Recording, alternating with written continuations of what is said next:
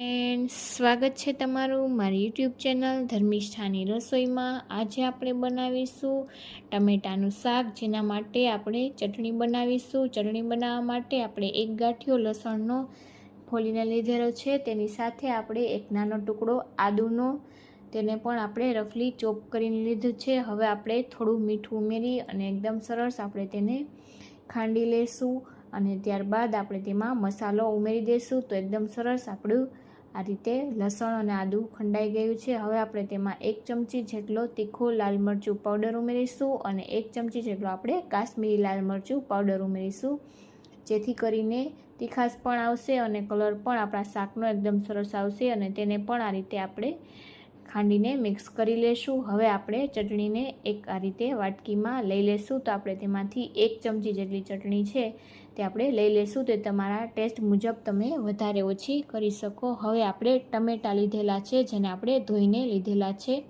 હવે આપણે ટમેટાને સુધારી લેશું। તો ટમેટાં છે તે આપણે એકદમ મોટા નથી સુધારવાના, તમે તેને ચોપરમાં પણ ચોપ કરી શકો છો। આપણે એકદમ સરસ નાની સાઈઝના ટમેટાને સુધારીને ટુકડા કરવાના છે, જેથી કરીને આપણું શાક છે તે એકદમ સરસ બનીને તૈયાર થાય। નહીં તો શાક અને રસો છે તે બંને અલગ અલગ ન રહે, એ રીતે આપણે શાક તૈયાર કરવાનું છે। જેથી આ રીતે સાવ નાના ટુકડામાં આપણે બધા જ ટમેટાને કટ કરીને લઈ લીધા છે, જેમાંથી આપણે ટોટલ 5 વ્યક્તિઓ માટેનું શાક બનીને તૈયાર થશે। હવે આપણે કઢાઈમાં તેલ ઉમેરી દઈશું।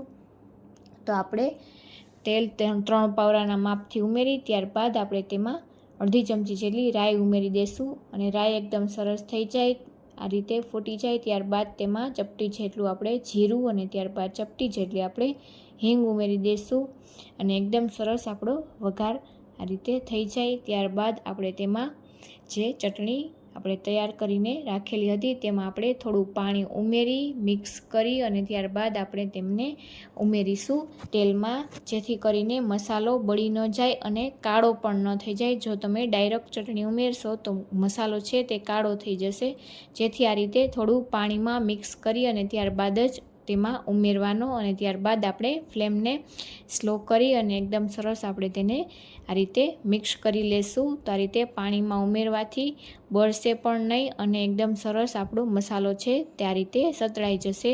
તો આ રીતે વાટકીમાં થોડું પાણી ઉમેરી અને ફરીથી આપણે તેમાં આ રીતે મિક્સ કરી લેશું, જેથી કરીને એકદમ સરસ આપણો મસાલો છે તે તેલ સાથે આ રીતે મિક્સ થઈ જાય। તો આ રીતે સરસ આપણે તેને 2 મિનિટ જેવું મિક્સ કરી લેશું અને ત્યારબાદ આપણે જે ટમેટાને સુધારીને રાખેલા છે તે ઉમેરી દઈશું। તો આ શાક છે તે ફક્ત 5 જ મિનિટમાં બનીને તૈયાર થઈ જાય છે અને ખાવામાં પણ ખૂબ જ ટેસ્ટી લાગે છે।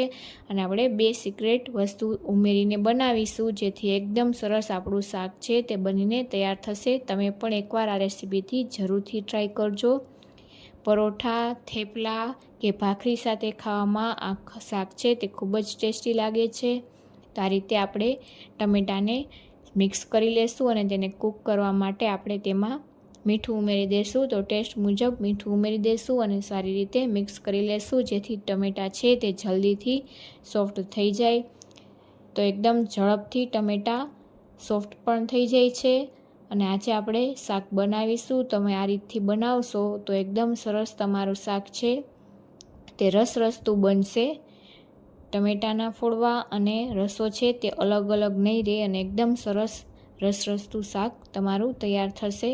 તો આ રીતે આપણે મિક્સ કરી લેશું અને હવે આપણે તેને 2 મિનિટ જેવું થવા દીધેલું। હવે તેમાં આપણે અડધી ચમચી જેટલી હળદર ઉમેરી દઈશું, ત્યારબાદ આપણે તેમાં 1 ચમચી જેટલો ધાણા જીરું પાવડર ઉમેરી દઈશું અને એકદમ સરસ મિક્સ કરી લેશું। તો ઓછા મસાલાથી આ શાક છે તે બનીને તૈયાર પણ થઈ જાય છે અને ટેસ્ટી પણ બને છે।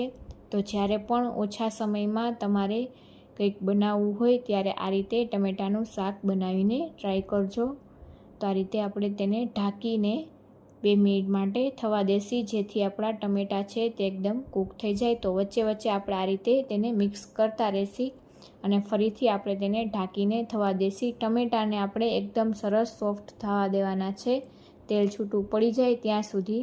તો તમે જોઈ શકો છો કે એકદમ સરસ આપણા ટમેટાં છે તે સોફ્ટ થઈ ગયા છે અને તેમાંથી તેલ પણ છૂટું પડી ગયું છે. તો આ રીતે આપણે એકદમ સારી રીતે ટમેટાને થવા દેવાના. હવે આપણે વઘારિયામાં ઘી ઉમેરીશું. તો આપણે 1 ચમચી જેટલું ઘી ઉમેરી દઈશું અને ઘીને એકદમ સરસ આપણે ગરમ થવા દઈશું. એકદમ સરસ ઘી છે તે આપણું પીગળી જાય. ત્યારબાદ આપણે તેમાં એક સિક્રેટ વસ્તુ ઉમેરીશું, જેથી કરીને આપણું શાક છે તે એકદમ સરસ રસરસતું બનશે અને આપણી જે શાકની ગ્રેવી છે તે એકદમ સરસ ઘાટું બનશે. તો આ રીતે આ 1 ચમચી જેટલો આપણે તેમાં ચણાનો લોટ ઉમેરીને એકદમ સારી રીતે મિક્સ કરી લઈશું. ફક્ત તેનો સુગંધ આવવા લાગે, કાચો ટેસ્ટ આ રીતે દૂર થઈ જાય એ રીતે આપણે તેને ઘીમાં મિક્સ કરી લઈશું. તો આપણે સ્લો ફ્લેમ પર આ રીતે તેને મિક્સ કરી અને ત્યારબાદ આપણે શાકમાં ઉમેરી દઈશું. તો આ રીતે 2 મિનિટ જેવું તેને આ રીતે સતત ચલાવી લઈશું અને હવે આપણે તેને શાકમાં ઉમેરી દઈશું.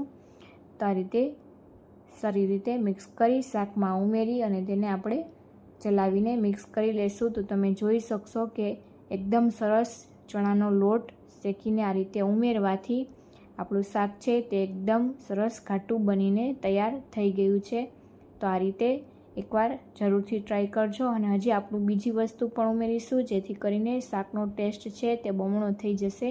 તો આ રીતે લોટને ટમેટા સાથે એકદમ સરસ આપણે મિક્સ કરી લઈશું. ત્યારબાદ ઉમેરીશું 1 ચમચી ખાંડ અને આપણે ચપટી જેટલો ગરમ મસાલો ઉમેરીશું અને તેને પણ ચલાવીને મિક્સ કરી લઈશું.